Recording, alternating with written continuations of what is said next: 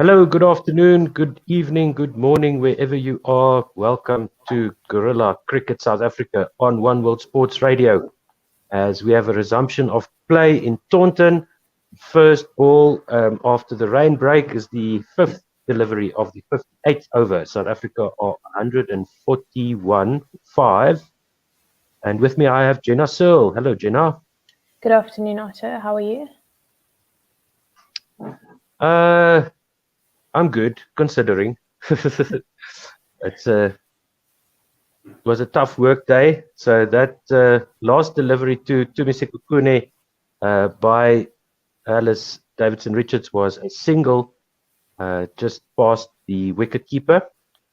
And so Alice Davidson Richards bowling her third over. Last ball of her third over, she's only conceded 3 runs so far, 141 for 5, 3 slips in, and Marizon Cup on strike gets a short one, and she hooks this around the corner to fine leg, and they get an easy single, 142 for 5, 58 overs gone. South Africa now lead by 9.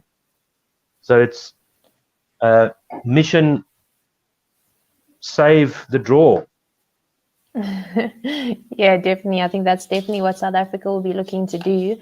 Someone who's impressed me so far, Tumise Kukune, she's done really well to hold up her end. She's on 19 of 107, and coming in as the night watchman last night has really done her job very well. Yes, and even got some compliments from the English commentators during the day.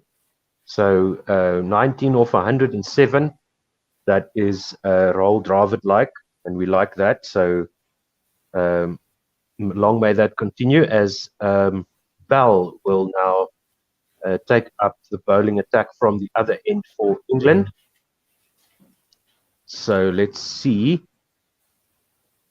Sophie Eccleston was bowling before the rain break. But Bell comes in now, right arm over the wicket to Marizon Cup, who just defends this one down the pitch, coming into the right-hander. Good delivery there. Yeah, Marizon Cup has been so good. Obviously, we know she scored.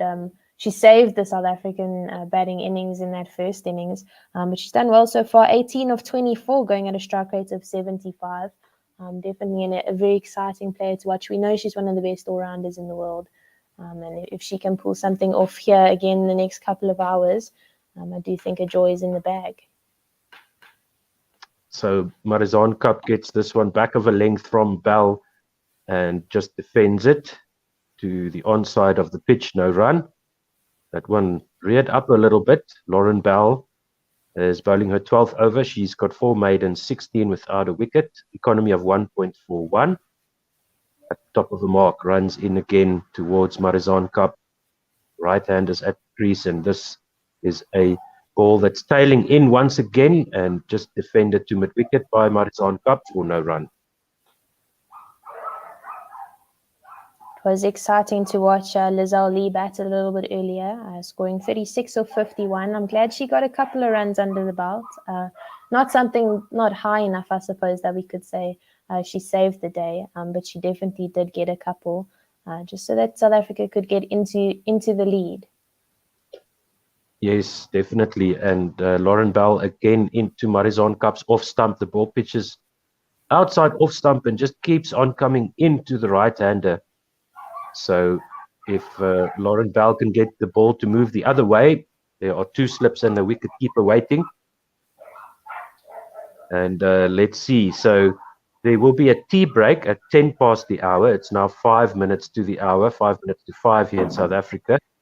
So Lauren Bell goes into Marizon Cup, back of a length, and Marizon rocks onto the back foot, plays a beautiful extra cover drive off the back foot, but the ball will stop in the outfield. And they should get at least 2. And we'll see in a moment. They got 3. So South Africa lead by 12, 145 for 5. Yeah, that's really good running. I think, especially with the rain that's been there, the outfield is very wet and very slow. So the South Africans do need to make sure that they're running hard between the wickets and just keep rotating the strike and not get bogged down and into a hole. Yes, and there's a lot of space in the outfield because England have set a very, very attacking field. they only need 5 wickets to allow themselves a chance to chase. As Lauren Bell now comes around the wicket to the left-hander, Tumi Sekhukhune drives this to cover for no run straight to the fielder. Good-looking shot there by Tumi. And that's the end of the 59th over, 145 for 5. Bit of an inside-out kind of shot there from Tumi. She's smiling as she's touching gloves there with Marizanne Kapp. She really has done such a good job. We saw her hold herself quite well in the first innings, also with Marizanne Kapp towards the end of the innings, and she's doing a good job again here with her. Yes, this is so interesting because we know these ladies from the white ball game, but it looks like the South Africans mostly have transitioned well to the red ball game. I've been very impressed and very surprised, and given how little these women have played multi-day cricket, red ball cricket of any kind, it's amazing. Kate Cross now replacing Davidson Richards, and this one is just outside off stump, defended by Kapp to cover. 3 slips in a gully, and there's no run there. Lead is now 12. Yeah, definitely. As we've said so often that red ball cricket is not something that we as South Africans, South African female cricketers play very often. And I do think it's something that we need to start playing more and more. And hopefully this will be the start of a new era in South Africa. Another one on that 4th stump line from Kate Cross, defended by Marizanne Kapp for no run. Out into the offside. Forward defensive shot. And Kate Cross is bowling her 15th over. She's got 3 maidens, 37 runs and 2 wickets with an economy of 2.59. And this is only her 6th test match. So that was something that surprised me quite a bit, as this one is driven by Kapp, but into the ground, and Cross fields this one in her follow through with her left hand as it goes to the direction of mid-off, but Kate Cross managing to field that one. So she's been good-looking drive. Yeah, Kate Cross has been so key. Obviously missing Anya Shrubsole and Catherine Brunt, the 2 experienced seam bowlers for England. She really has stepped up and done well. Very similar shot there by Marizanne Kapp. This time it evades Kate Cross on her follow through down to long off for a 4. First boundary after the resumption of play there for South Africa. 149 for 5, and the lead is now 16. A very good looking cricket shot there by Marizanne Kapp. It was just a little bit over pitched there by Kate Cross, and just leaning into that with the full face of the bat. Very calm sort of shot, just making sure she's taking full advantage of the missed length there by Cross. And Kapp is standing about 20 centimeters outside her crease. Cross comes in once again, and this time it's driven to extra cover by Marizanne Kapp, straight to the field and no run. So, looking relaxed is Marizanne Kapp. She can really lift up her average here.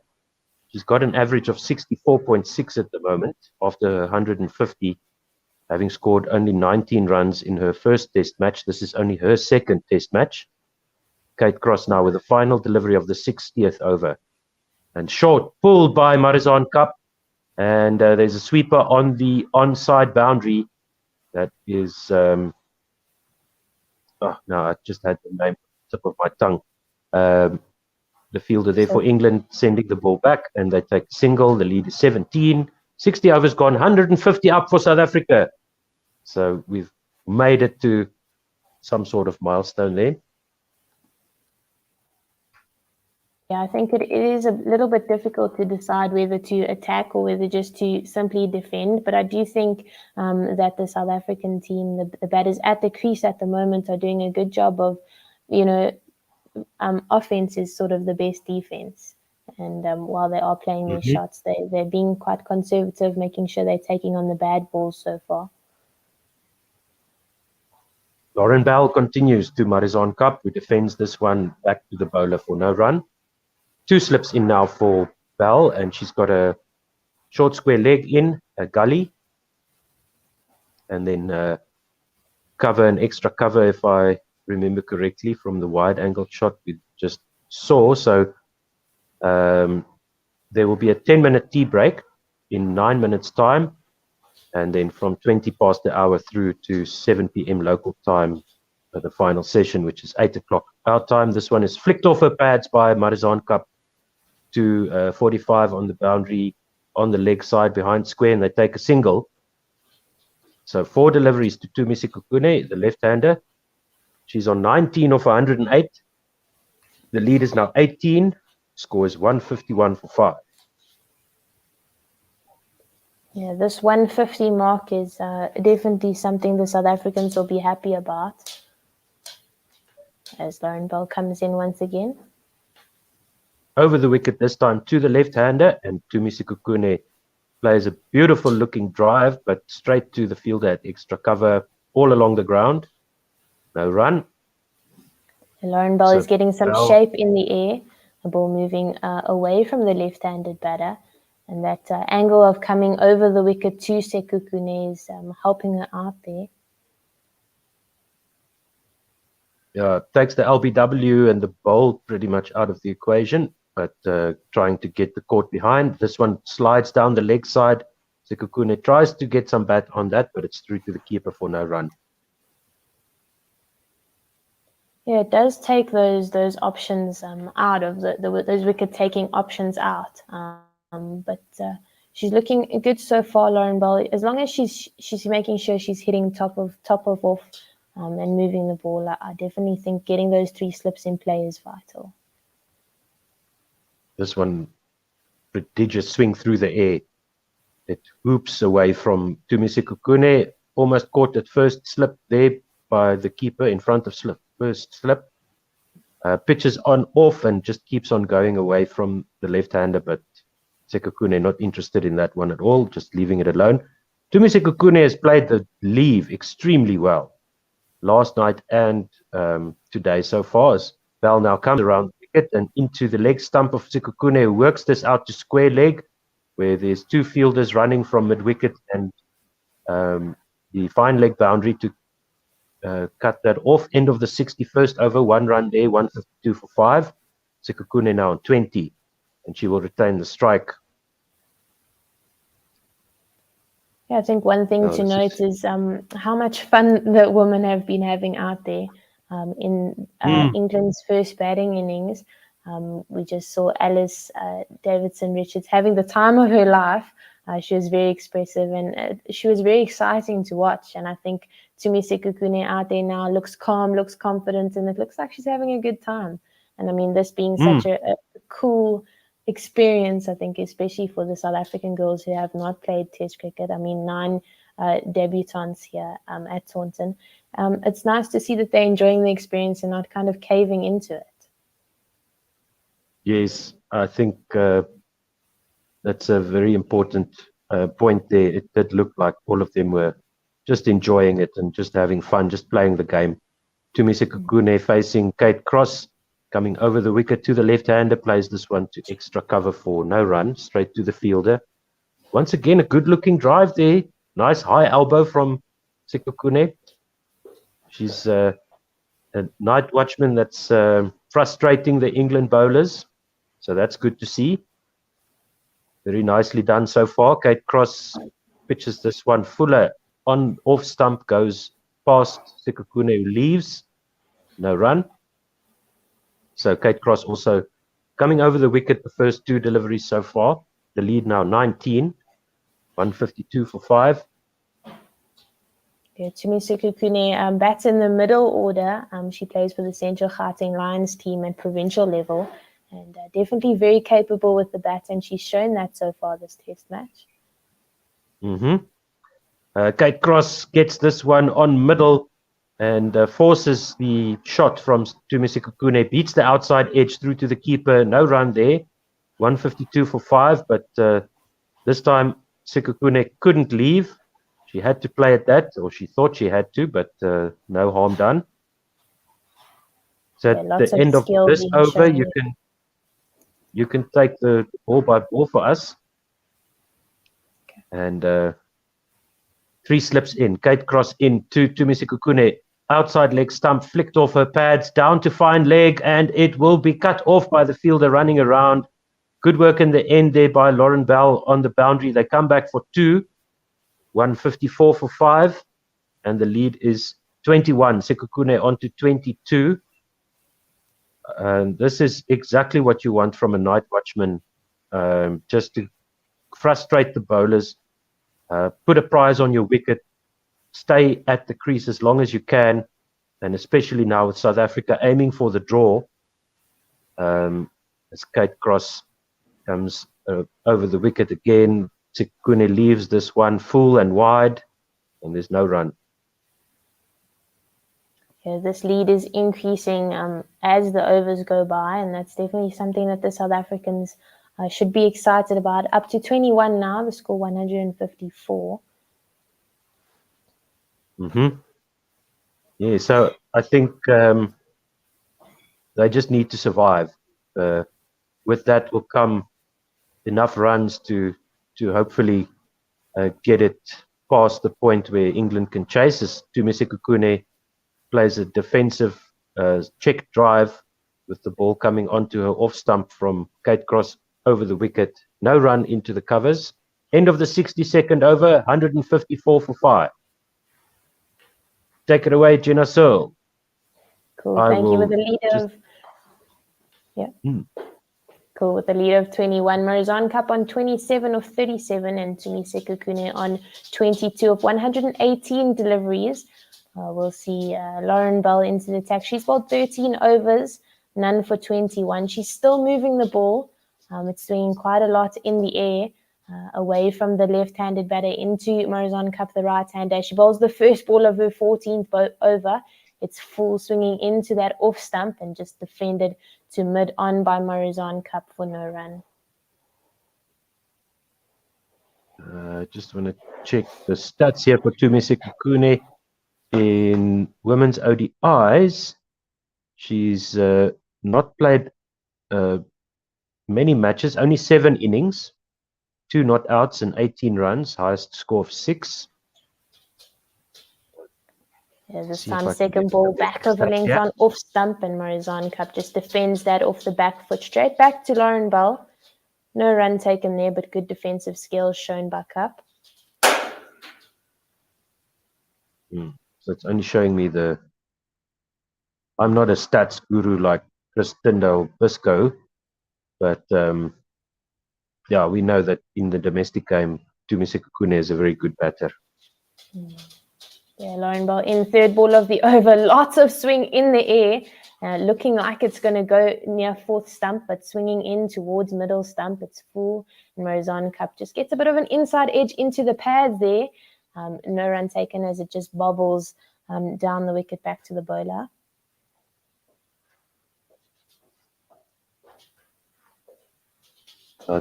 Bell has been able to swing the ball throughout this match. Very capable, very dangerous looking bowler for England. And this is her debut test. She's one of 4 debutants in the England side. Yeah, this time just missing her line a little bit here. 2 full, swinging outside the leg stump and clipped around the pads by Marizanne Cup. She'll get through for a single, and the score goes up to 155 for 5. Cup's score goes up to 28. And Tumi Sekhukhune will be on strike. There are 2 balls left in this over. And we discussed this earlier in the match, I think, when Alice Davidson Richards was batting with Nat Siver. That's this ball.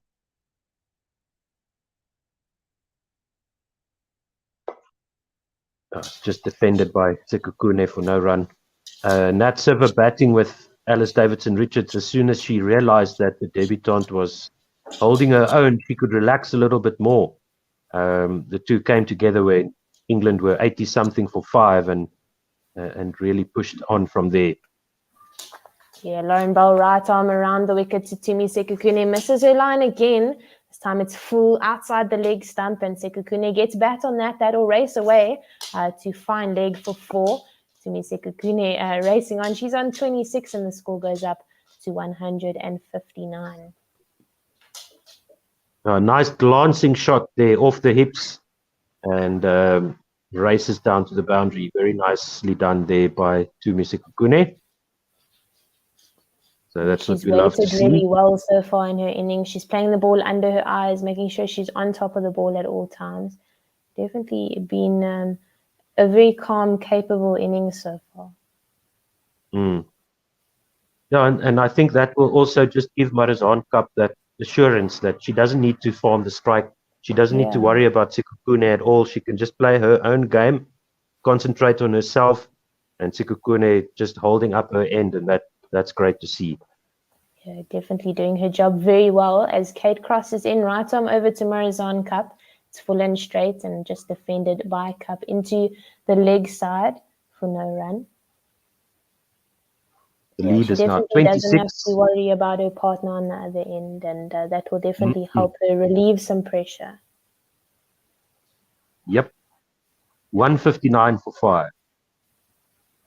In second ball of the over, this one full on leg stump, and Cup just leans into that, gets bat on it, but the slow outfield is going to hold the ball. It goes down to a long on position, but Izzy Wong making a good chase. The South African batters get through for 2. Cup goes up to 30. The score 161 with a lead of 28. If Cup can get through to tea, this should be the final over before the 10-minute tea break. It's already 12 past the hour. Cross in this time. She pulls her length back and it's on off stump. Just back over length, top of off stump, and defended into the leg side by Cup for no run. So survive to tea, and then 2 hours to go. There are 43 overs remaining in the day, according to the schedule. See how many of those we get in. Cross in, 5th ball of the over, full on leg stump. Cup plays this with soft hands into the leg side to a mid-wicket position. Izzy Wong covering some ground to her right there. They get through for a single, and that brings a change of field for the left-hander. Sekukune on strike now. The score 162 for 5, and 2 balls left in this over from Cross. So the last wicket fell on 118. So these two are 6 runs away from a 50 partnership. A very exciting partnership, a vital partnership, especially to keep the experience and very great cricket that's being played here. This time it's short on leg stump, and Sekukune gets this off the back foot, plays this around the corner to fine leg. Lauren Bell does the fielding. They go through for a single. Sekukune onto 27, the score 163, which will put Cup on strike for the last ball of the over and potentially the last one before the tea break. So one more delivery to go for South Africa to survive to tea after the resumption without a wicket so far after the resumption, and no threatening deliveries yet. Yeah, that brings us to the end of the 64th over. That'll be tea with just a dot played out into the offside. It was full on off stump with a good cover drive by Cup, but no run taken, none needed there. And the score 163 for 5 after 64. The South African momentum Proteas leading by 30 runs. Maybe I read the playing conditions wrong. They might be taking tea at 20 past the hour. So apologies for that. So 5 minutes to go. Izzy Wong replacing Kate Cross in the attack for England. She's been a superstar. They mentioned during commentary today, she got the call to tell her that she's in the side, and she thought it was a call to say she can go home. So she was very happy to be in the side. She saw her phone ring and she thought, "Uh-oh, this is it. They're sending me home." And then, that was the selectors telling her that she's playing. Lead is 30. Izzy Wong. In right arm around the wicket to Tumi Sekukune. And this just back over length, far outside the off stump, but gets some seam in towards the batter. Sekhukhune just leaves that one alone through to the keeper, Amy Jones. But there is a bit of movement off the seam there, and if Izzy Wong can get a little bit closer to Sekhukhune, then she's definitely going to be asking some very interesting questions. Yes, indeed. Wong in second ball of her 13th over, still right arm around the wicket, gets a bit closer. She's bowling quickly. Sekhukhune leaves this one alone once again. Amy Jones catching that at chest height, so the ball's definitely coming through to the keeper, but a dot ball there. Just hang in there, Tumi and Marizan. We're there with you. Just hang in there. Yeah, this change of pace by the young quick bowler is definitely exciting. And this one back of a length on off stump. Sekhukhune plays this out with soft hands. There's a bit of a dive by the slip cordon, but gets through them. And a chase is made. They'll get through for 2. Sekhukhune makes it back to the striker's end. There's a chase down to third man. And very good soft hands there by Sekhukhune to get the ball down. Seeing a bit of a replay now. She plays it underneath her eyes, just through the gap between third slip and gully. Well placed, I'd say. Mm-hmm. Yes, we'll give that to Tumi. Fourth ball of the 13th over from Izzy Wong. This one full far outside the off stump, left alone by Sekhukhune through to Amy Jones, catching it at shoulder height. She's definitely cranking up the speed here, is Izzy Wong, and looking very aggressive.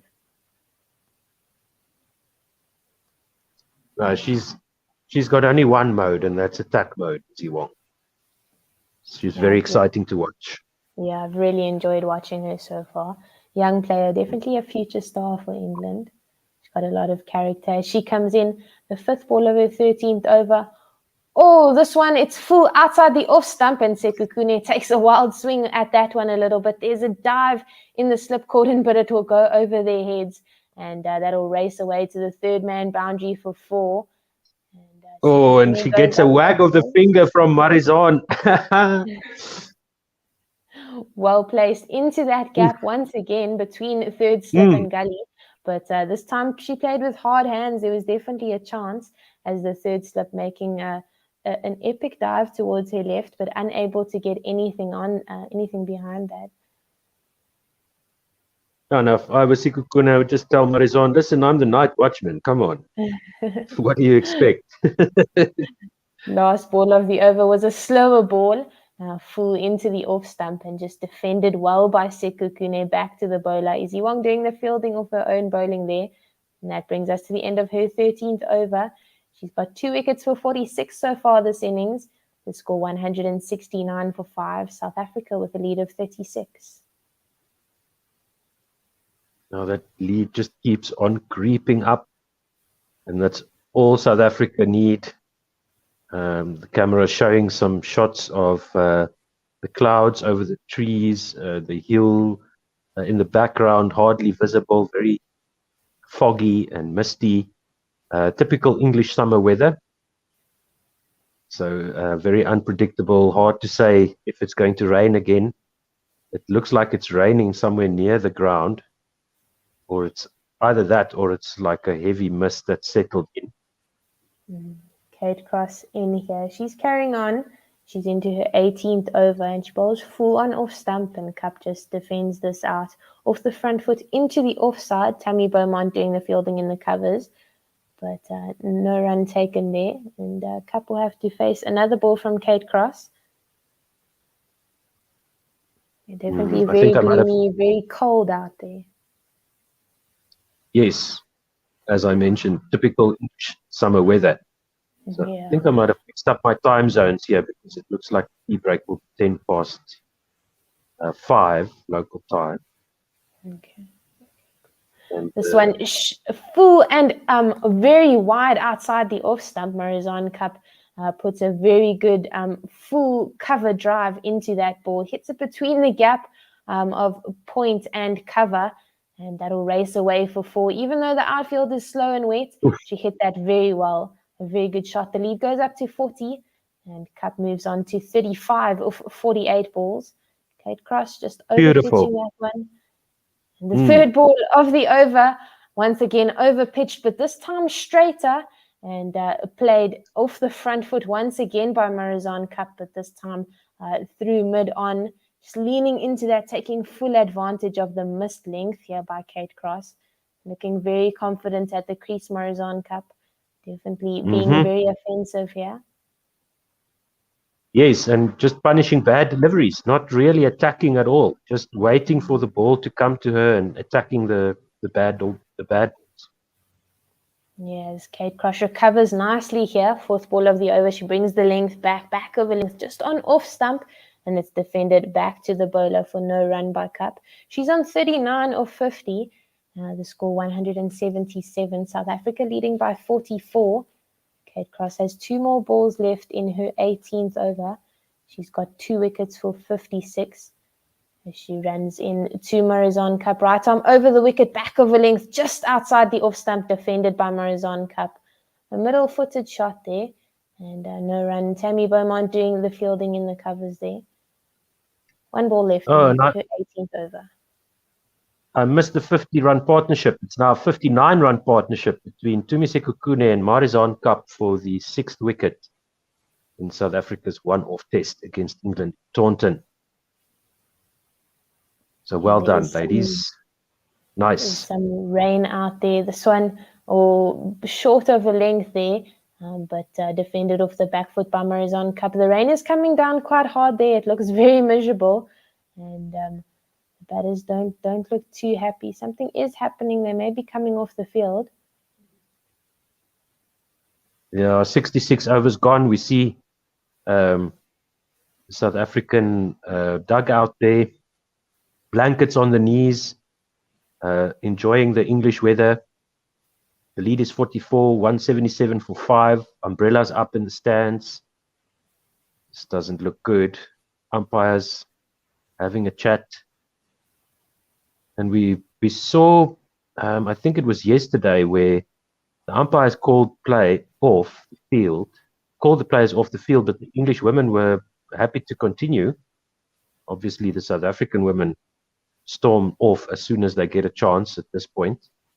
So it must be like a misty kind of rain. No, players continuing. Izzy Wong is at the top of her mark, ready to go. Yeah, she's running in right arm around the wicket to Tumi Sekhukhune. It's full just outside the off stump. Tumi getting bat on that off the front foot. Plays this out to the fielder at cover for no run. And definitely looking comfortable here against the quick young bowler from England. She just needs to keep her head. They've now got 4 slips and a gully in place. Backward point. Short square leg, extra cover. So lots of space to score runs. Yeah, lots of space. But Izzy Wong not really looking to use that slip, Gordon, as she bowls a Yorker on off stump, well kept out by Sekhukhune, and just getting back behind that. A good ball, but not really using her field. But potentially a setup happening on later on in this over. Yes, that's the double bluff. Back the slip, Gordon, and fire it into the middle stump. She's bowled really accurately, apart from the fact that she's super fast. Oh, this ball full and wide outside the off stump, but seaming in towards the left-hander. And Amy Jones catching that, having to move to her right to make sure she got her body behind that ball. But definitely very good seam presentation there. A very good leave by Tumi Sekhukhune. Just let that one go past. And 3 balls left in the over. Some very good seam delivery, seam action here by Izzy Wong. And she's got a very easy action. Yeah, she definitely has. She bowls the 4th ball over. This one just back over length on leg stump and defended confidently. Middle-footed defense. Straight back to the bowler by Sekhukhune. And definitely holding her own, holding down her own end, making things easy for Morazan, and not putting more pressure than needed.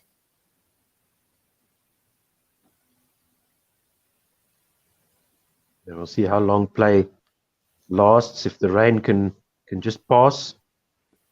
Fifth ball of the over, back over length outside the off stump, and a bit of an outside half of the bat. Sekhukhune plays this with soft hands, and it bounces before it goes to the fielder at third slip. And, don't do that to me. She don't is do in that to me. control of that, though. I feel like she's in control of it. She's playing really nicely under her eyes. So there's no more gap outside third slip, so you better be careful. They've plugged that gap. Oh, this time right arm over the wicket to the left-hander. Sekhukhune gets a bit of a shoulder of the bat there, and there is a dive by Sophie Eccleston. But she's put this one down, and that's a chance that Tumi Sekhukhune has given them. But unfortunately, the Englishwoman unable to hold on there. That brings us to the end of the 14th over by Izzy Wong, with a chance there in the slips. And, Sophie Eccleston does not look happy with herself there. Yeah, by her reaction, that had to have been a drop catch. 67 overs gone, 177 for 5. The lead's still 44. And so that was a very dangerous looking maiden over by Izzy Wong. The first real signs of danger for the South African batters, brought about by the debutante for England. Cup again, well outside her crease, facing Nat Siver now. Oh, this time a change of pace by Nat Siver. She's bowling a little bit slower than both Kate Cross and Izzy Wong are, as she just gets that one full outside the off stump. Cup goes to play the drive, but misses the outside edge there, goes through to the keeper, Amy Jones. We're getting a replay here of the dropped catch. It was definitely a dropped catch. Finding the shoulder of the batsman, Sekhukhune, but Eccleston just not managing to hold on there. Second ball of the over, Siver to Cup, and goes through to the keeper again. Cup not finding her pace here easily. Yeah, you could see Sekhukhune tried to angle that ball down into the ground, but only angled it to the left of second slip at knee height. So very disappointing for Sophie Eccleston there. No wonder she was so upset with herself. Yeah, Siver into Cup. It's full on the off stump and defended to cover by Cup. No run taken. Yeah, I think with the pace that Izzy Wong is bowling with, it's difficult to get on top of the ball, as Tumi Sekhukhune is not a tall player. So with the ball coming on the up to her, more often than not, with the pace of Wong, she's going to be getting it on the up. Fourth ball of the over. And it'll carry. Yeah, definitely. It's just played into the covers by Cup for no run. So Nat Siver bowling, she's got 2 balls to go in her 7th over. She's only conceded 8 runs so far. So great work here by the England medium pacer. Yeah, she bowls the next one just back over length, just outside the off stump, angling into that off stump, but left alone completely by Morazan Cup on this occasion, and goes through to the keeper, Amy Jones. 1 ball left in the over.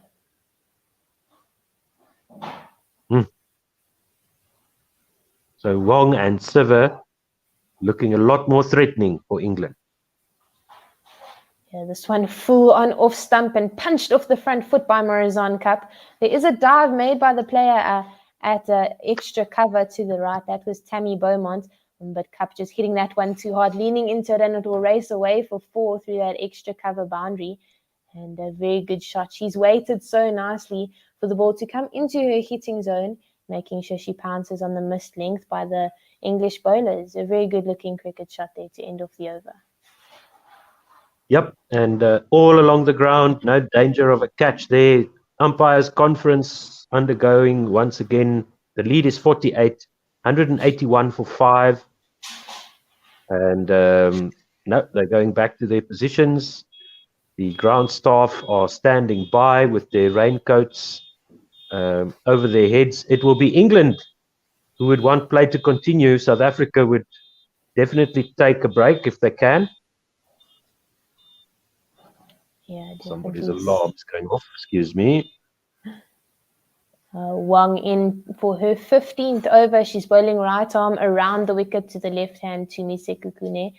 And this full outside the off stump, left alone by Tumi. And that's it. The umpires are sending the players off the field. The rain is bucketing down. And they're going to get the covers on as quickly as possible. Yes. So the match situation right now, that was the first delivery of the 69th over. South Africa 181 for 5. And I'll let you read the rest of the scorecard because somebody's car alarm is going off here in the background. So I'll just mute myself. Sure, I'll get that now. The score one. Okay. Score is 181 for 5. Angie Steyn yesterday went out for 3 off 8 balls. Laura Wolfart 16 of 62. Lara Goodall 26 of 53. Sunelis closed off the day last night along with Tumi Sekhukhune. Sune got 10 of 43. Sekhukhune not out. She's on 33 of 134 balls. She came in last night as night watchman and has really held her own at the other end with Marizanne Cup. Lizelle Lee, a nice little cameo in the middle there. She got 36 of 51. Marizanne Cup still at the crease. She's on 43 of 58, looking very calm and confident. And the English bowlers, a very good start after the rain delay this afternoon. Lauren Bell has bowled 14 overs, 4 maidens for 26, no wickets. Kate Cross, 18 overs, 3 maidens, 56 runs for 2 wickets. Izzy Wong, the young seam pacer, she's bowled 14.1 overs, 4 maidens, 46 runs and 2 wickets. Nat Silva, calm, confident all-round. An economy of 1.7. She has 1 maiden for 12 runs. No wickets to her name, though. And Sophie Eccleston, 12 overs, 4 maidens, 26 runs for 1 wicket. And Alice Davidson Richards, 3 overs, 1 maiden, 4 runs, and no wickets as yet. So the English bowlers have looked really good so far, but unable to make any terrible dents in the South African lineup. As the experience of Marizanne Cup is out there and Tumi Sekhukhune doing a really, really great job hanging around with her. Yes, thank you very much, Jenna. We're going to be listening to Tanisha Devnarine, the SA Women Under-19 coach, or hopefully she still is. She was on the Full Quota podcast when she held that title. Have you ever met her or worked with her at all, Jenna? Yeah, she's been around. I've never been coached by her. I've attended a couple online talks that she's held, and she really is a phenomenal woman. So it is really nice to hear what she has to say. Yeah, it's one of my favorite Full Quota podcast episodes. The rest of the episodes are on our YouTube channel. So without further ado, we're going to switch over to that episode. Thank you so much, Jenna, and we'll be standing by for play to resume.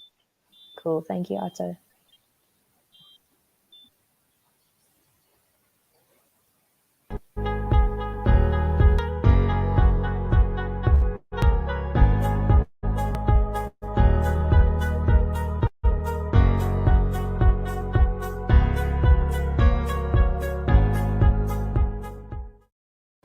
Hello, and welcome to the Full Quota podcast.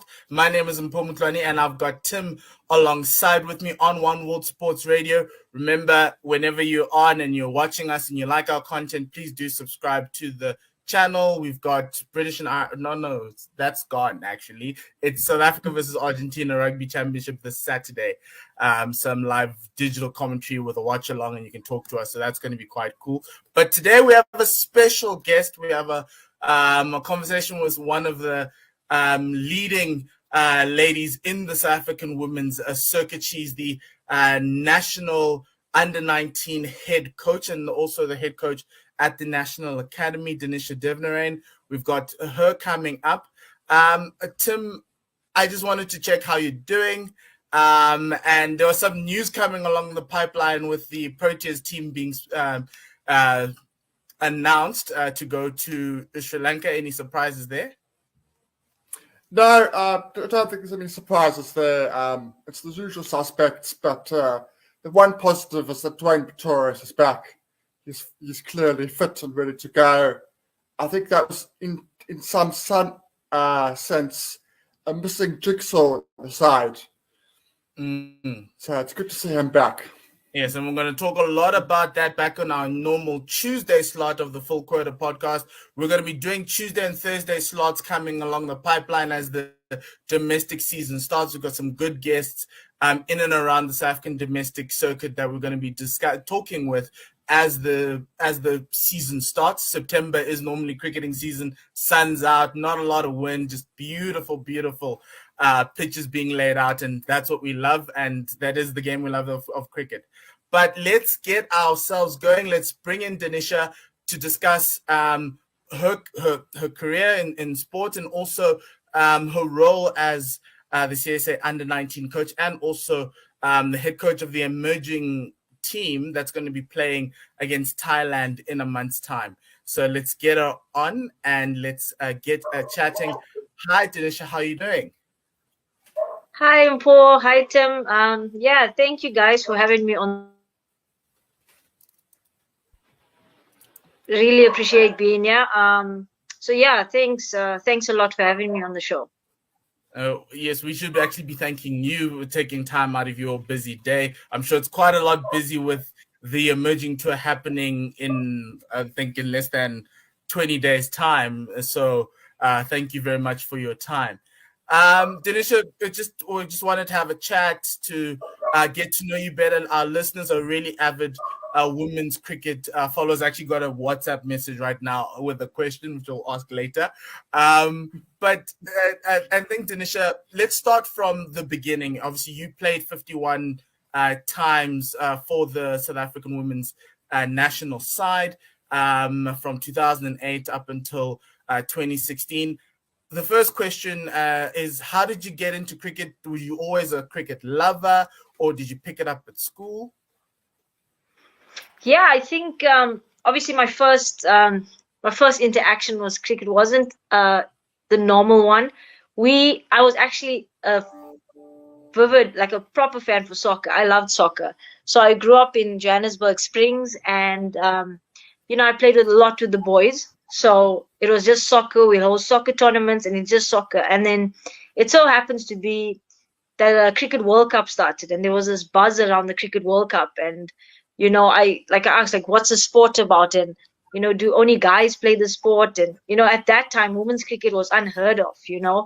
So my dad said, yeah, he assumes that it's a guy sport. And I promise you, from the moment I heard that, I was like, there's no way that has to change. So I went to the carpenter next door, and I made him carve me out a cricket bat out of wood. And it's probably not nice to say now, but we used a potato, right? And I'm very sorry that it had to be a food item, and we taped masking tape over that. And that's how we initially started. And then obviously it evolved to a normal cricket bat. And then I think fun then. So at first I just wanted a bat. We drew chalk lines on the wall. So everyone told me that I got bowled. I said, I don't see the bails out. It's actually quite funny. But so I just wanted a bat. I thought bowling was a lot of work, and fielding was even worse. I don't want to chase after the balls. But yeah, so I was like a spoiled brat amongst all the boys. But yeah, and then that's where I suppose where the love of the game started. And then, I found myself thinking more about cricket than soccer. And I just fell in love with the intricacies of the game, the challenges that came with it. It wasn't just for me, soccer was we've got to score, get the ball, pass it, move forward, let's get it. We weren't even thinking tactics. But my brain just exploded with cricket. I was like, why? How do I get the ball here? How do I get the ball there? But it was more in a batting perspective. I wasn't really much thinking about the bowling, which is quite ironic because when I made my national debut, I got selected as the opening bowler. So It's very funny because obviously when you speak about the potato, I'm like, I should have used the potato. We were trying to find many ways to create a cricket ball out of the masking, the whole masking tape thing. We ended up, I think, covering a tennis ball with it, and it just had too much bounce. But I get you. I'm with you there.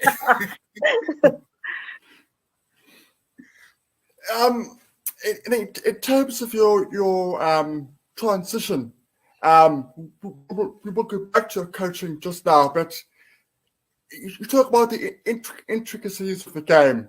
Was coaching always something that you wanted to go back on? Because you've been coaching now at various levels for quite a long time. So was that something that always in the back of your mind to do the coaching? You know, Tim, to be honest, it wasn't.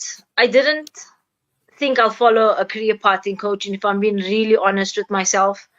What I did do well, or what I did enjoy at the time when I played for the national squad, you know, a few of us, if we had extra time, we'll get together in the nets and you know, and so we'll get around the nets and we'll just throw balls. And you know, I offered my advice at the time. I just saw it as advice, but the feedback that I got from the players was something I really enjoyed, because something that's really important to me in my life and in my coaching is being in a position to grow other people. That's like, it's a fundamental key for me. So I wanted to grow people, and when I got this feedback, I was like, you know, maybe it's something I can do on the side. So I actually went the studying route. After high school, I went into university and I got my financial management degree. And then I did coaching in schools. And then it was just like a pastime. Even then it didn't click, you know, it's not coaching, it's not a career path. You know, I've got to make something of my life. Let's go into finance. You're good with numbers. Let's do that. And then we got to 2014 and KZN offered me the KZN women's job. But I was unaware of the fact that coaching was just fulfilling my life. It was, I felt like I feel like I found my purpose. And, you know, I don't think every human can live a full life and say that they found their purpose in life. And I'm so grateful for that opportunity, you know. In 2015, I'd got my level 3 certificate done. And from there, it was no turning back. But I'm also kind of, I love the books. So in 2015, I also started my HRM, human resource management degree, which I qualified. But I don't find myself ever being in an office unless I'm retired and I need something to do with my life, but it'll be in a cricket space office, not at a bank, not at a firm.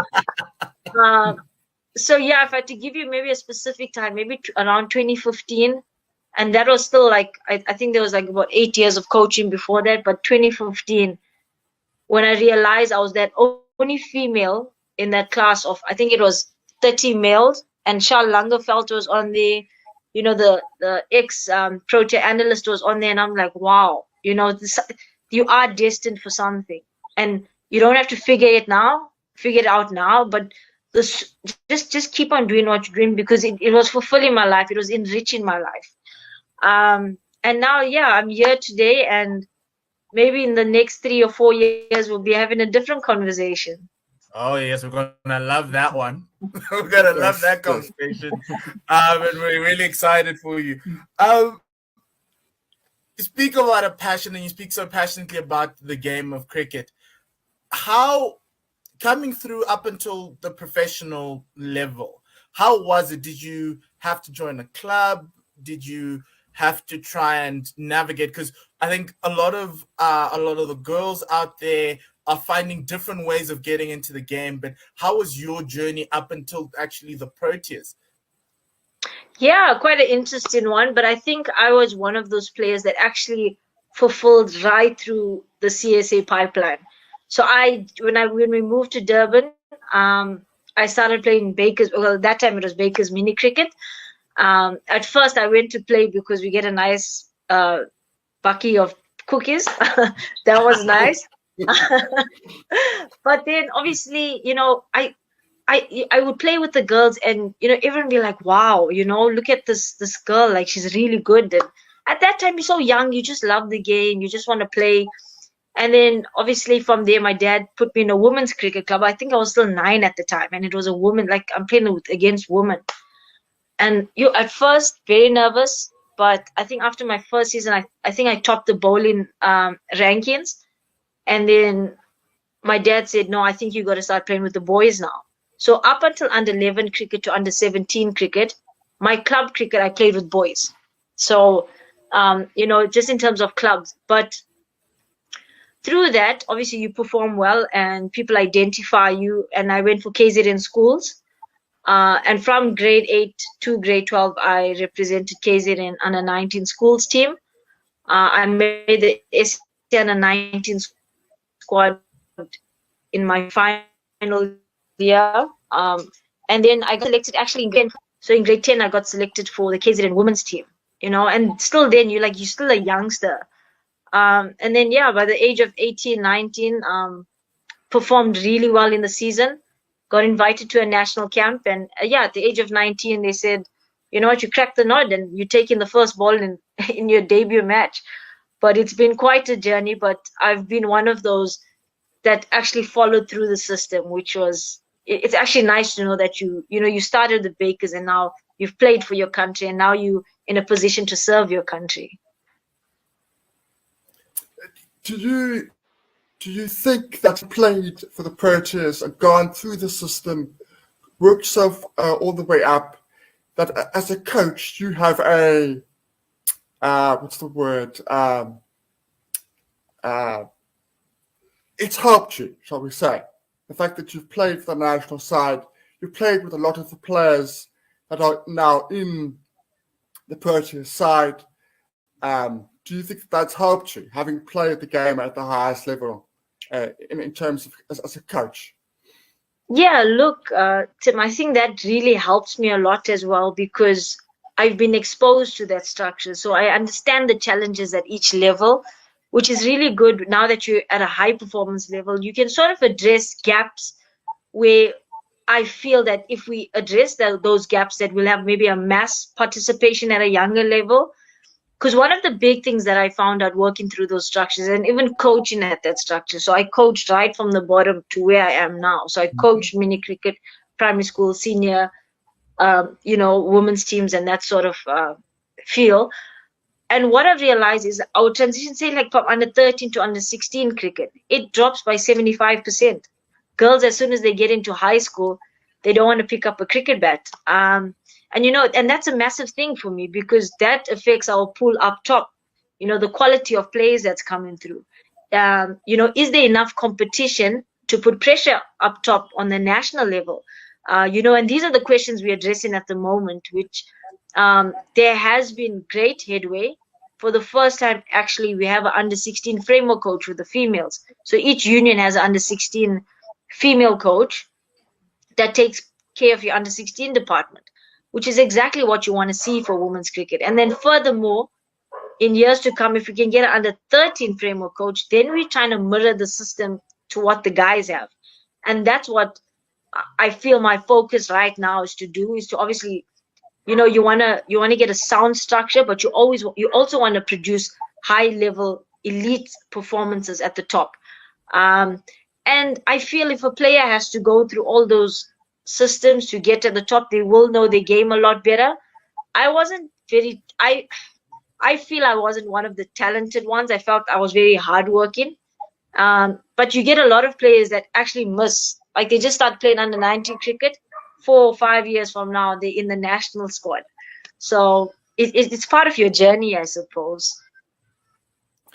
Yeah, I do think it's part of your journey, and we've seen a lot of obviously being in and around women's cricket and around Gauteng. You see a lot of very, very good youngsters at 13, 14, 15 playing in their club's first teams.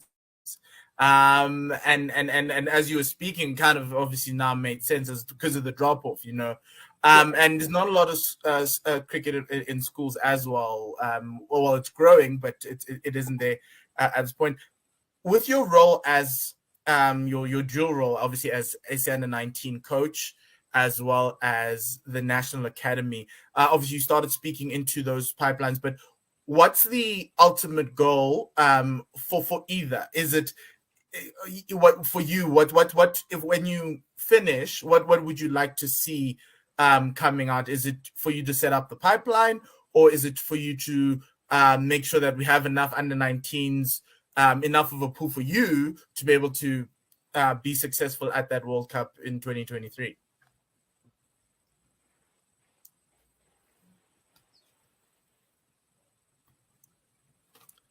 Yeah, Paul, I think that's a great question, actually.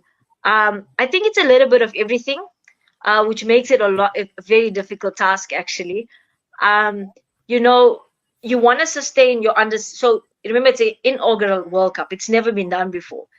So now I actually, my focus shifts to my under-16 girls, because they will qualify for the 2023 World Cup. So I want to sustain, obviously, a free-flowing flow of players going from under-13 to under-16 to under-19, hopefully National Academy, emerging, and to the Pro Chairs. So I try to simplify it and strategize my planning, or my planner, in three ways, which is really important for me and the space that I work in. The first thing is to sustain that structure. I want a free-flowing database where in 4 years' time we can track a player. We want to know what they're doing, why they're doing it, where they are, if they left cricket, why they left cricket.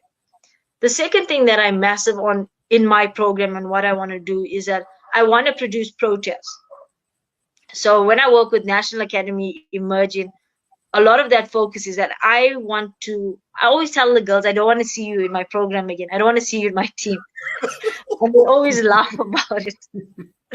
But it's if I don't see you again, that means I've done my job. If I'm seeing you all the time, that means I am really bad at my job. So obviously to produce the next project. And then the third thing, and it's really important because this is how I coach. I coach with perspective and empathy. So I'm really big on the person first before the player. And if I can increase their growth, whether it's to lead their own space from a life point of view. So I always say, let's be better humans first before we better cricketers. And so whether it's obtaining a degree, whether it's getting your driver's license, whether it's passing a subject that you never thought you would pass. Obviously, it's dependent on which team you're working with. That's a massive thing that I believe in growth. And that's something that I want to achieve in the space that I am in for the duration of my contract, is that I want women to empower themselves while they can still dominate on the cricket field. Yeah, that's hugely important. If you think about the professional football leagues, the under-21s are mirroring what the senior teams are doing. So they're playing at a lower level, but they're playing in exactly the same fashion as, like, Liverpool under-21s is playing same formation as the senior guys. Is there a good relationship between the SA under-19s emerging and the Pro Chairs? Is there passing of notes and discussions about keeping that pathway sustainable and make sure that there's no blockages in between? Is there something that's happening at the moment that's making sure that those three systems are working together? Yeah, Tim. I think that's exactly why this position has been designed. I think.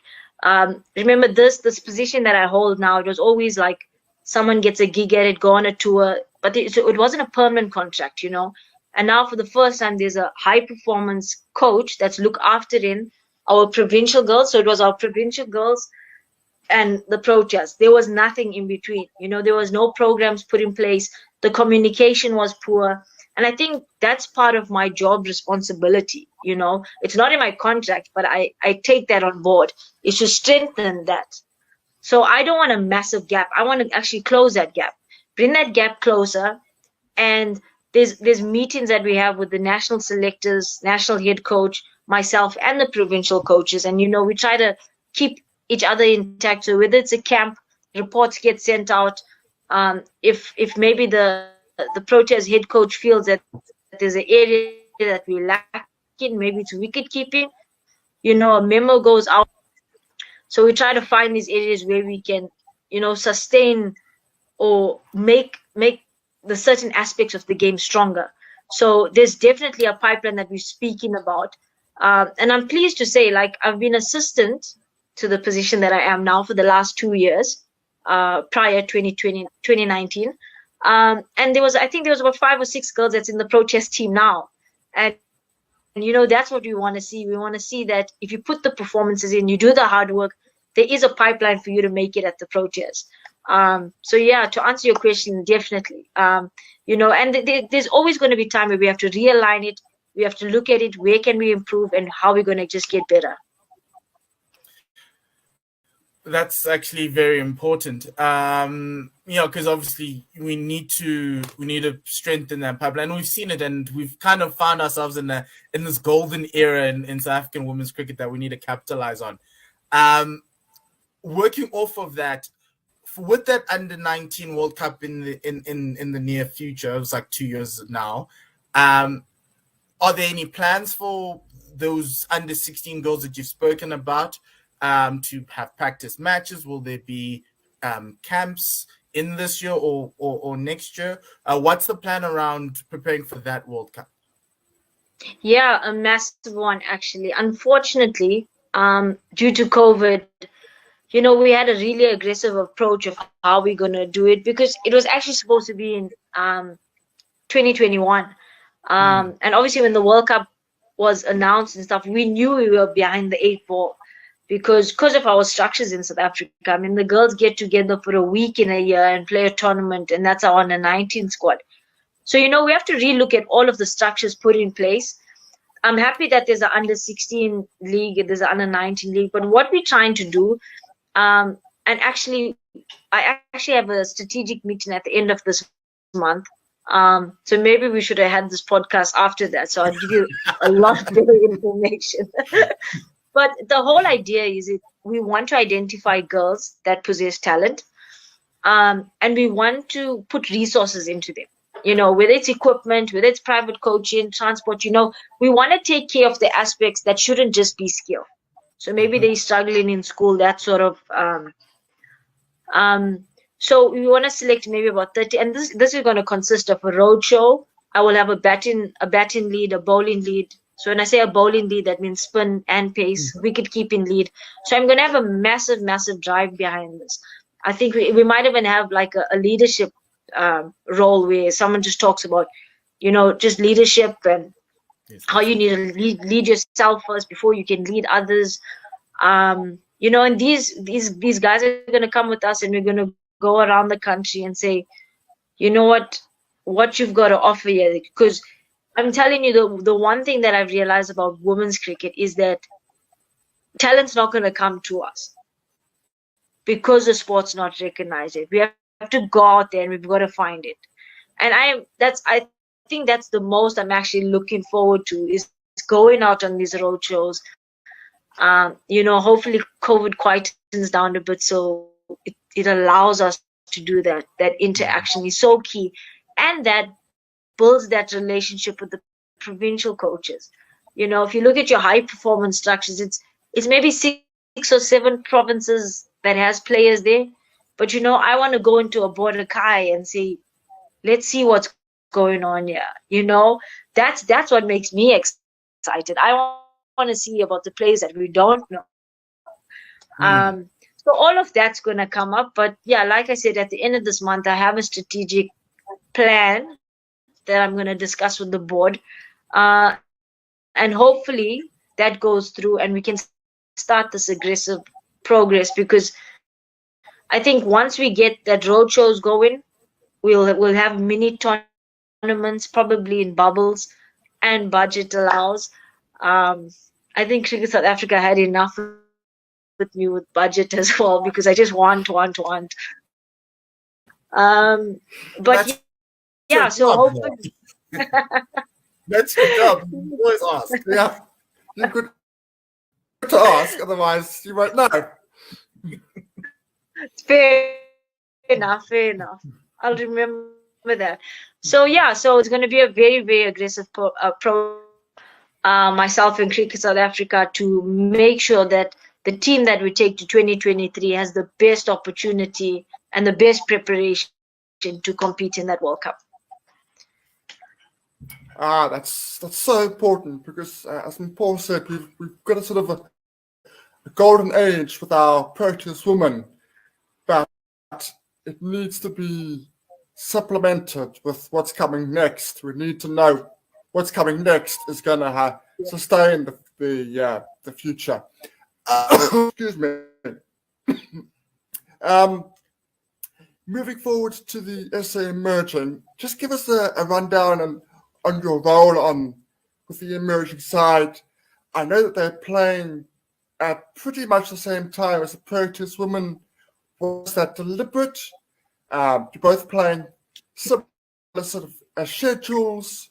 So just give us a rundown on that and on the series against Thailand coming up.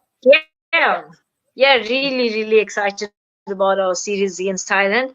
Firstly, I want to mention, we're talking about women's sport growing. The emerging team used to only have 1 tour a year, and this year we had 3 already. That is massive for an emerging squad. We had Bangladesh, Zimbabwe, and now Thailand. That is massive. So obviously my main focus there when it comes to the emerging squad, it's obviously your players that they just need that step forward to be a pro tier, but they're just not getting the cut. So what I focus a lot there with Thailand is not the result, right? And obviously Cricket South Africa knows about this as well. And something that I've been massive on is that we cannot focus on results when it comes to the emerging sector. But what we can focus on is individual benchmarks and individual performances. And when I say that, I bring in this concept, and it's a lot in my coaching philosophy that I talk about, is marginal gains, which entirely just means continual improvement. So I got now stats from, okay, we'll just talk about this year, Bangladesh, Zimbabwe, and now Thailand.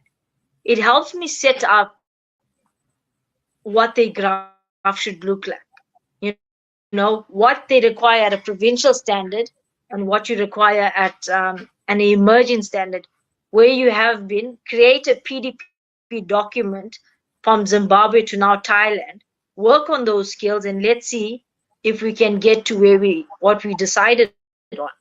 And I think that's the beauty about the emerging part. It's just about growth. It's just about getting better. It's about learning new skills.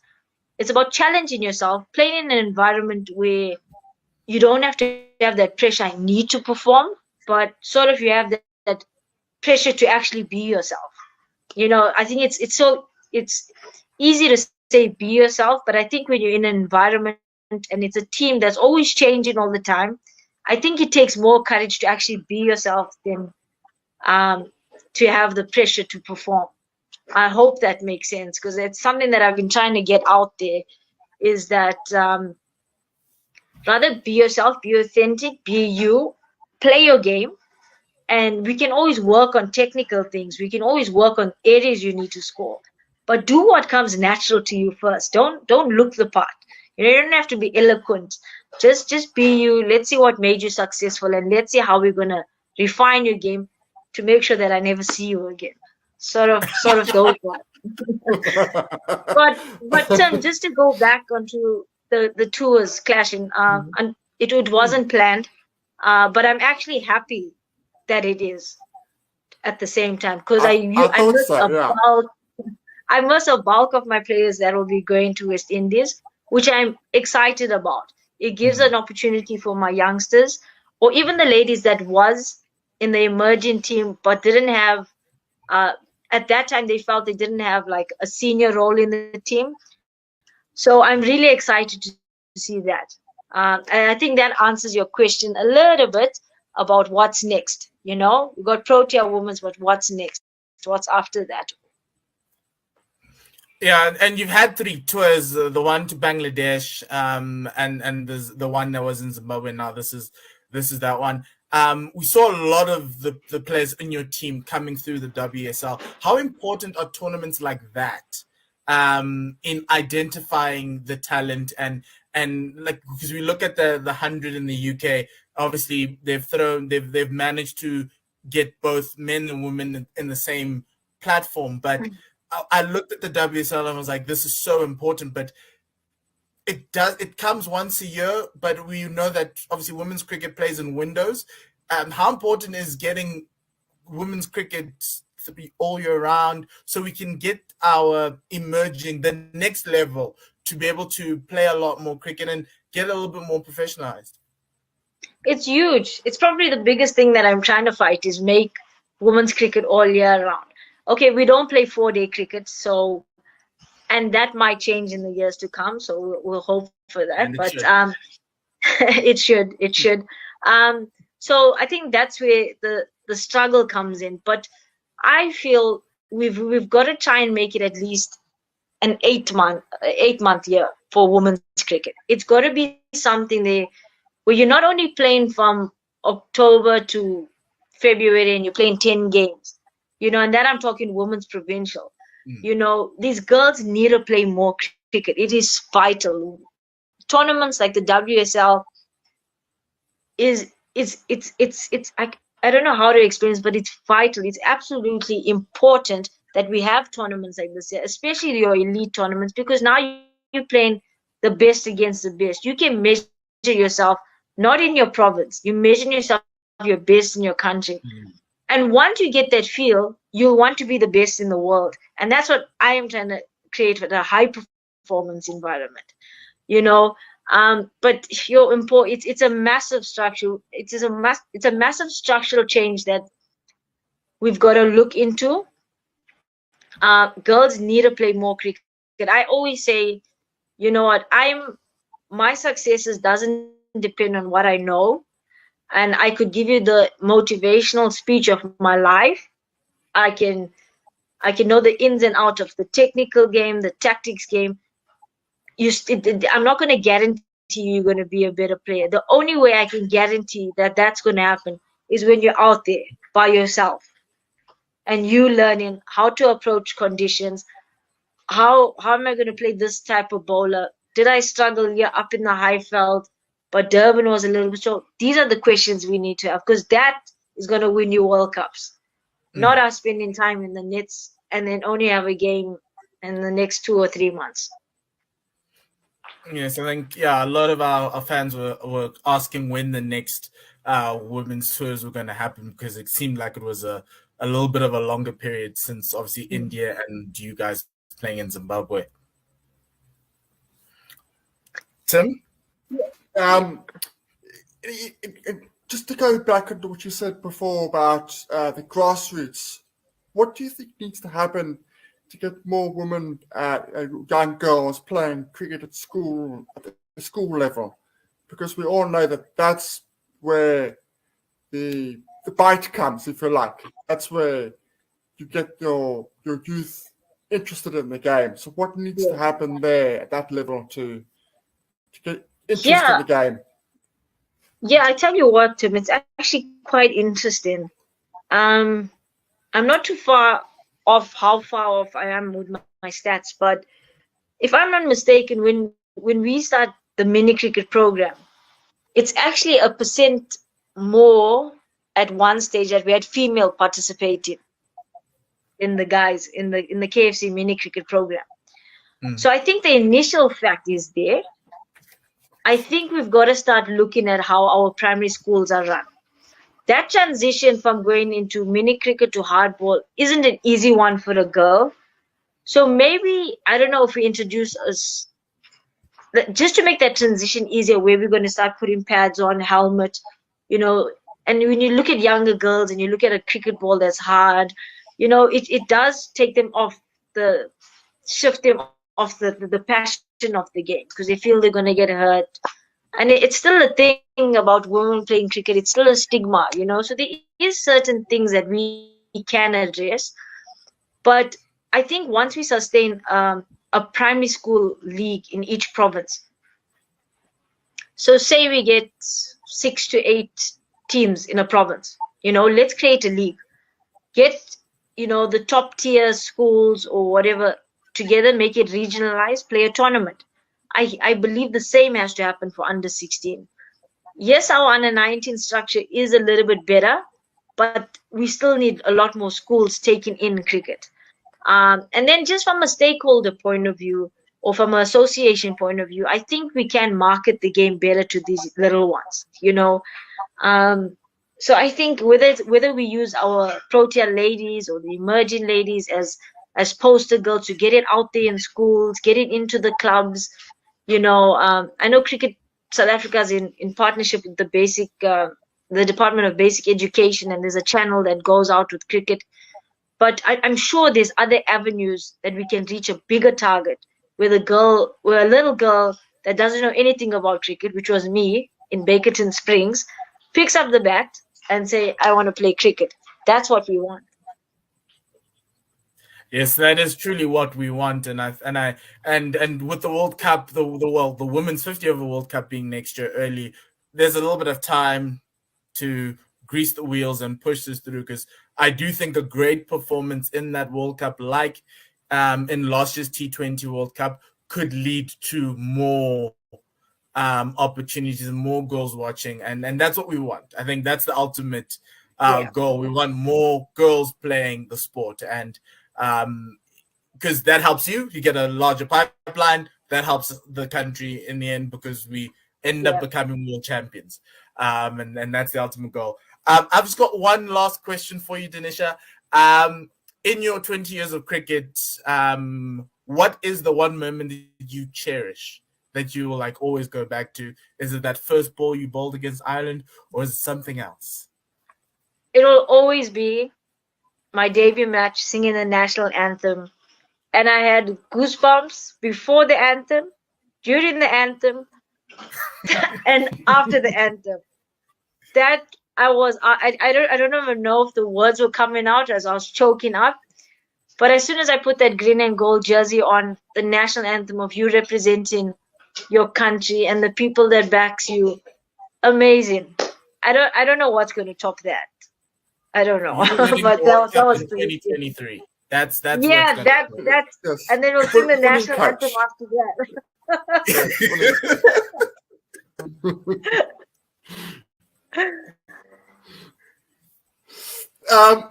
Okay. In terms of you on a personal level, going forward, I know you're doing your level 4 this week, if I'm not mistaken. How's that going about? And what are your goals going forward the next 2, 3, 4 years as a coach? Thanks, Tim. I think that's a brilliant question. And I'm going to answer it as honest as I can. Personally, I'm one of those coaches that I love to own my space that I am in now. I'm really grateful for where I am. I'm really grateful for the opportunity to grow others and grow myself. I think that's really important as well. So you mentioned the level 4 coaching course, and I am absolutely blessed. It's something that I've always wanted to achieve, and only because there's prestige to it. You can say you're a female in a male-dominated sport. You're fairly young. People still ask me why I don't play, but we're not going to get into that. The interview's almost done. And I think wherever my job or my life takes me, I have to believe it's a spiritual one, and also that whatever work I've done will pave that road for me. And I think it's so important for me to stay in that.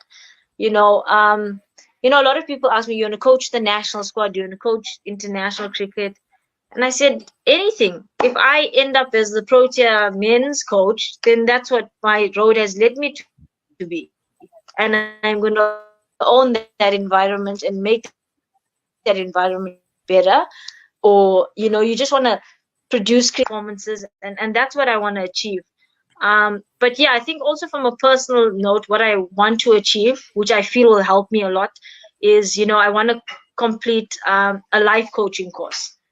I think it will go a lot into the way I see life and the way I live my life and the way I coach.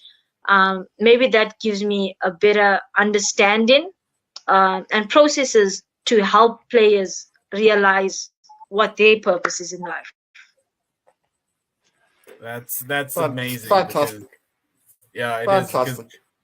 because I think all of the best coaches in the world are effectively life coaches. They always want to make sure that a player is left better than the day they came in. And so even though you want your players to not see you again, I do hope that you see some of those players in a position further on later on in life, because it's moments like that we remember the coaches we loved and we enjoyed working with, and it was sad leaving them, but also you also hope that one day you could work with them as they come along. But Denisha, thank you very much for joining us for this one. I've got a few, my phone was blowing up a little with a lot of comments saying that they love your passion.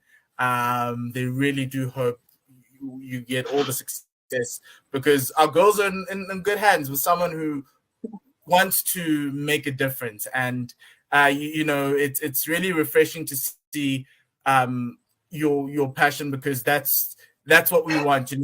Everything's not perfect here in South Africa. We don't have the pipelines like everywhere else in the world, but I know come 2023 that 11 is going to play their hearts out, and I'm hoping for a few surprises and hopefully a trophy at the end. But I wish you all the best with everything that you do, and we'll meet again sometime and have another chat to see how things are going. But thank you very much, Denisha, for joining us. Yeah, thank you so much. Really, really appreciate it. I love this interview. It actually felt like I was just talking to two friends, which was really great. Thank you for obviously growing the game. I think that's important. Getting the word out there. And I'm really privileged to be here. So thank you guys so much. God bless you and take care. Yes, thank you very much, Denisha. God bless you too. Yes. Go well. That was Denisha Devnaren, an incredible interview. I loved it. I know that our under 19s are in a good spot. And couldn't have said it better myself. But here's the thing, in the WSL there were some girls who were going to be playing in Denisha's team in 2023. And it's so good to see that there's somebody who cares, somebody who's there, who's going to make sure that they move through the gears and through the different areas. And that Thailand series, we'll be watching it very closely, as well as the women in the Caribbean, because I think that's always really lovely. I hope they do the whole South Africa discount where we play at 8 p.m. instead of that, because that World Cup, because we did the World Cup on One World Sports Radio, we did commentary for that World Cup, that Women's World Cup in the Caribbean. I think it was 3 years ago, and we didn't sleep. Well, Chris and Simon didn't sleep, but the rest of us found our way through. Next week we've got lots more interviews. We're moving towards the domestic season, but also we'll talk about the Proteas men's team, the ODI team. We're gonna cut it up for you, and there's a lot of people who aren't there. There are people who are there that some people think shouldn't be there. So we're going to be talking about that after our main interview tomorrow, next week Tuesday. But do follow us on YouTube, on Facebook. Do like, subscribe, and then we'll see you on Saturday on this channel. We've got the Springboks taking on the Argentines, the Pumas in Gqeberha at 5 p.m. It's the Rugby Championship. We didn't play last year. We're going to try and beat them this.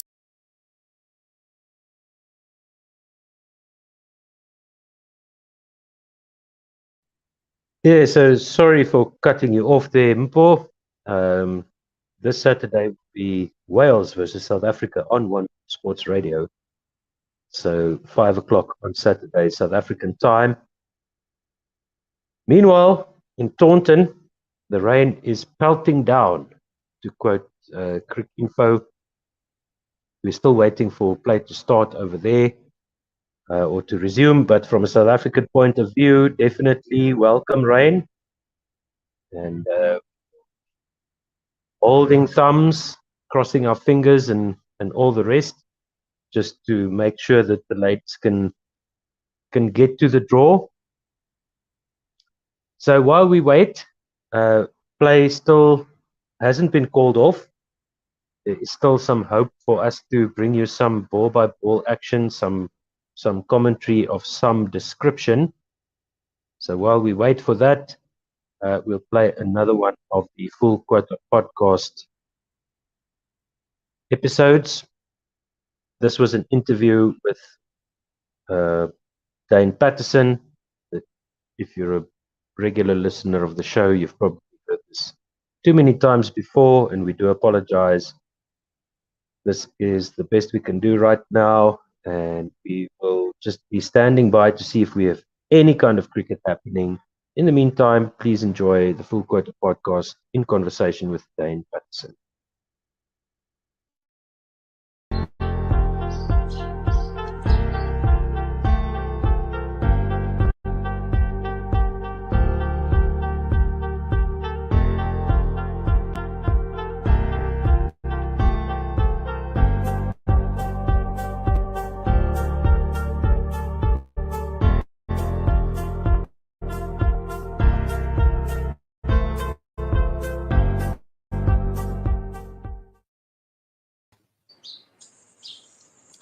And hello, and welcome to new season, Tim. I'm not sure if you want to call this the new season, but it is a new season of the Full Quota podcast with myself and Mpho, as well as Tim Del Lace. It's going to be another jam-packed season of cricketing discussion, everything else, and we've got an incredible interview lined up for you to start it off as we go into the new cycle. The new financial year of CSA started at, I think, at the end of April, and so we're all moving down. Let me introduce my co-host, Tim. Tim, how are you doing? I'm doing good. Yes, I think we can call this season 2. We've had at least 2 weeks break, if I'm not mistaken. Mm-hmm. We needed a refresh. We needed a bit of a break from the constant podcasts. But yeah, all ready for the what's new and the different things we're going to be giving you going into the next couple of months. Yes, Tim, that's very true. And so now, obviously, we've got a great interview lined up for you. But for those who are wondering about when we're going to talk about what's been happening at CSA, the news that came out today, we will be doing that tomorrow. So just do watch out for that. We're just going through everything, making sure that we don't want to do because the problem about a reaction that's very fresh is that sometimes you just miss certain things, so a certain angle. So we're trying to see what the best angle is, and we're going to try and give you our thoughts as well as what we think is going to happen going on. But we've got a really, really awesome guest for you. I'm not sure if he's doing it from his home county now or his adopted county, but we have Protea bowler, fast bowler Dane Patterson here to discuss his career and his current playing situation at Nottinghamshire as well. He took 10 wickets last week or a couple of weeks ago, so we're all excited here because Tim does this. Tim always just watches South African players. If you're a South African player, he'll watch you. And so I've been hearing a lot about when you were taking your 8 wickets in that one innings.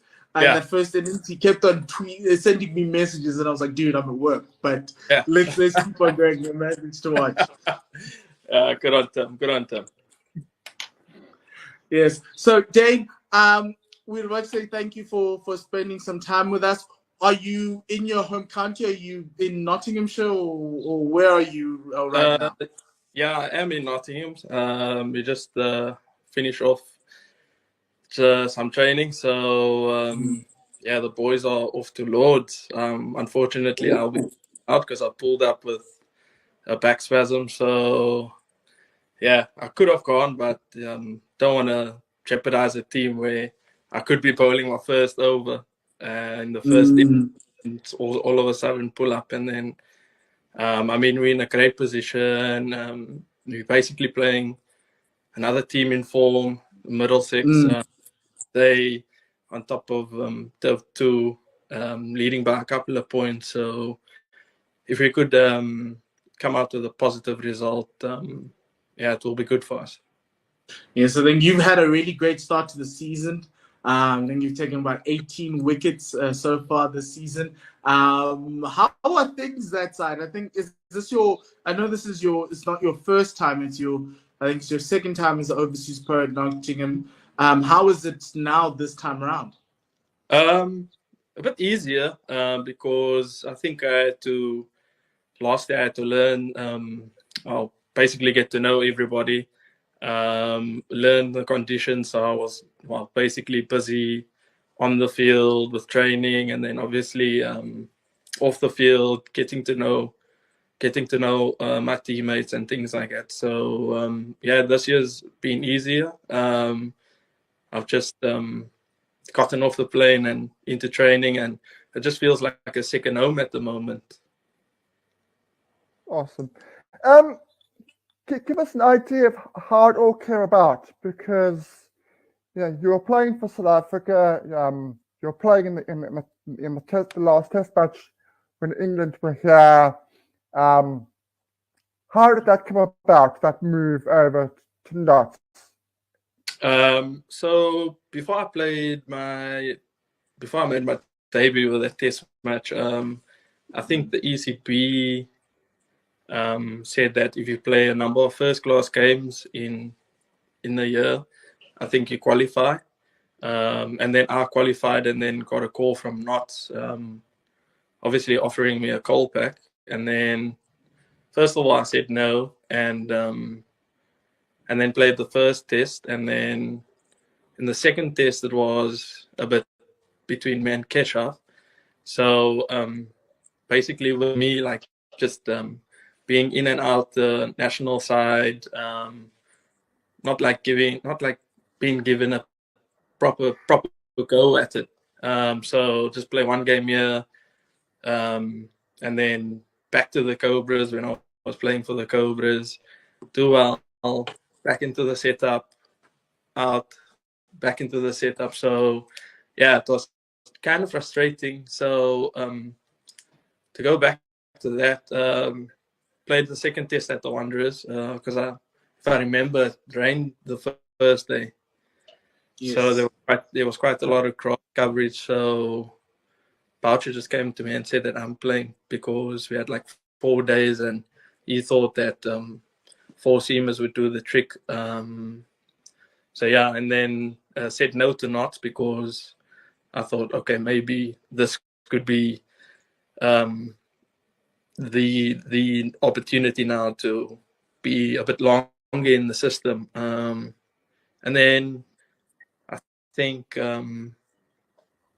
I think I had a chat to Ashwell, and then I think Ashwell had a chat to Graham Smith, I think, and then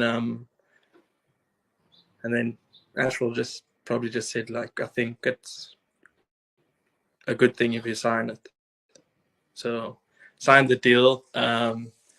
Never came due to COVID. Never came here 2020, and then came here 2021, and yeah, it's if I look back now, I think for my career, it's been a good move. Yes, well, your record at Notts is better than anywhere else you've played for. You've got 72 wickets to 17. So yeah. You've taken like a duck to water. Yeah, I think speaking to Rory, because he's been a long time playing for Northampton, and he actually said that don't look to swing the ball, just try and nip the ball, because I think English players are used to swing. So he just said, do what you do in South Africa, and then you'll be successful in the UK. So yeah, he was quite right at that. Speaking about that, so obviously we watch and we see the Duke ball hoop around, and we hear all these things about the swinging conditions. And as Tim said, it's the best. You've got the best figures of anywhere you played in your career. What was it? Was it because you were quite a swing bowler here, and you were quite successful here. But what's the difference between bowling, let's say, in the Cape, and bowling in the UK? Yeah, I think the balls do make a huge difference. I think conditions-wise also, if it's overcast, like day one against Worcester last week, I mean, we won the toss and we bowled, and it was overcast the whole day. And I think if you put it in the right area, and I just think the ball will do its work. I think it's actually not a bad wicket, because if you bowl badly, you get it for boundaries at Trent Bridge, even on a cloudy day. So I mean, if you keep things quiet and hit the length, then you get your rewards, because there's always a ball here as in Trent Bridge. So I think as a bowling unit, we know that. So if things don't go our way, we just know that there is a ball in it. So yeah, the balls do make a big difference. I think playing at the coast helped me a lot, because bowling a fuller length, hitting the top of the stumps, the length to go in the Cape. So yeah, I think playing at the coast helped a lot. That's good to know. Interesting. What about, particularly with the protests going over there in a couple of months for their series? What about bowling with Stuart Broad? What's that been like? What's Stuart Broad like off the field as well as on? You seem to have built a nice partnership there when he does play. That you guys seem to be gelling quite nicely. Yeah. Well, first of all, I met him when we played the series over in South Africa. He looked quite an intimidating bloke. And then obviously last year met him and basically just started chatting. And basically just made me feel like welcome and that. So he's like, and then obviously he gave me a couple of tips what to do and things like that. Basically he told me just try and hit the deck hard here, don't try to look to swing it. So yeah, he's been a big help. Lots of experience. It's actually scary to think he's played 152 tests as a seamer and 500 and odd wickets. So yeah, he offers a lot. But one thing I actually admire about him, whenever he's available, he wants to come play for Notts. So that's actually a pleasing thing to see. And he actually gives 100% on the field. So yeah. That's actually really nice to hear. Yeah. About because that's the other thing I think for us who aren't in obviously inside the change rooms and aren't professionals is it feels like in the UK the national team squad members and team players want to play for their counties. We saw Ben Stokes's ridiculous 100 last week. Yeah. Tim was watching that because of David Bedingham, by the way, but yes, he got a show. David Bedingham fan. He's a massive David Benning massive fan. fan. But I was actually expecting a tweet there when we played against Durham because I got him out twice. So Tim, you gotta be He fair. did. He gotta did. be He fair. got him out twice. And Yeah. he got Keegan Peterson out once as well Yeah. in the So same game. yeah. How actually, speaking about all the South Africans, how is it seeing all the South Africans playing against all the guys you used to play with here, that side? Do you guys, I know obviously England is vast and everything. Do you guys meet up? Do you guys chat? But even obviously once you play, like when you're playing Durham, how was that seeing KP and Michael and all those guys? Yeah. Okay. KP and Betters, they are 3 hours away, so it's quite far. So it's always good to see them. You're always having a banter before the game and stuff. But it's actually nice. We were actually supposed to meet up for beer, but then we bowled them out for 33 overs on day 3. So yeah, so they had a long team meeting, and he asked me where am I, but it was good because we just got together just before the Fury fight. So yeah, just spent like an hour or two together, and then we went to go and watch a Fury fight as a team because boxing is also followed widely. So it's actually good. I know Buren and Vian, they in Leicester, so they're half an hour away from me. So it's just a pity because they are playing, I think, 7 on the bounce. So yeah, I think once they have a week off, I think we'll meet up. I think George, I don't know how far Kent is, but it's always nice to see South Africans. Even last year, seeing Mashanta Lange, Merva when we played against Somerset, Lewis de Plea, Mikey Cohen, what else did I see? Carl Abbott played against Simon Harmer. So yeah, it's always good to see South Africans.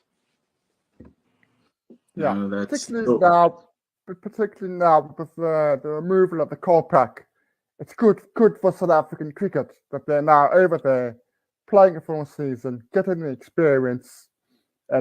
Someone like Lewis Deploy, still got a lot to learn, but a youngster could learn a lot from the more experienced guys that have been there, like Wayne Madsen. Wayne Madsen is basically an Englishman now.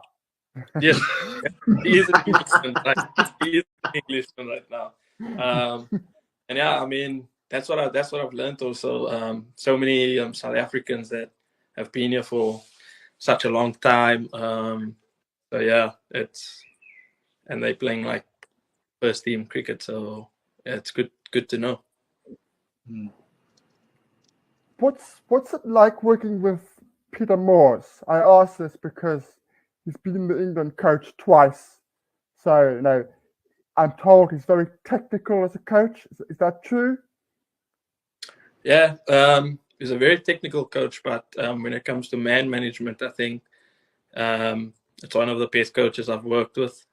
I think it's important these days to have man management sorted as a coach, because I mean, as players you go through a lot if you have a dip in form, and I mean just seeing how he works in that section of coaching is unbelievable. But I mean, he's worked with so many characters.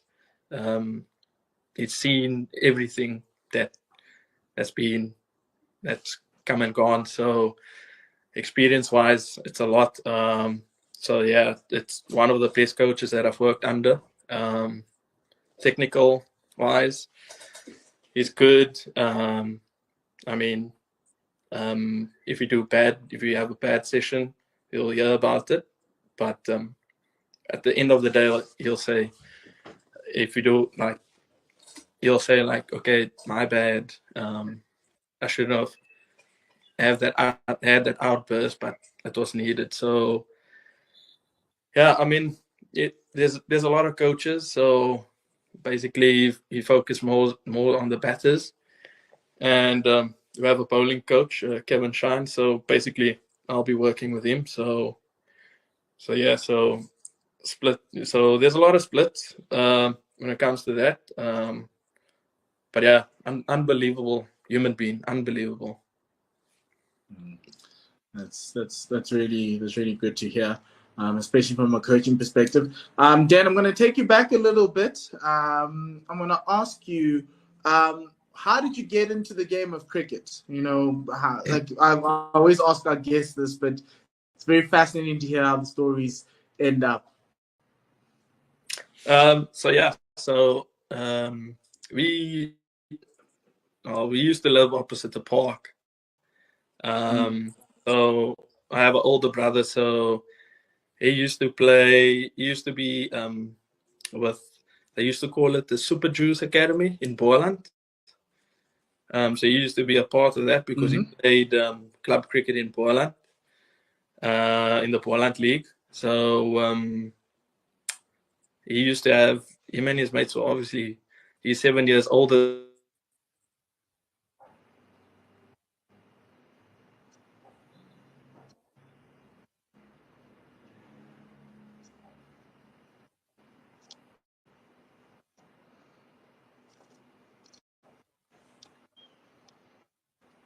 Dan, can you hear us?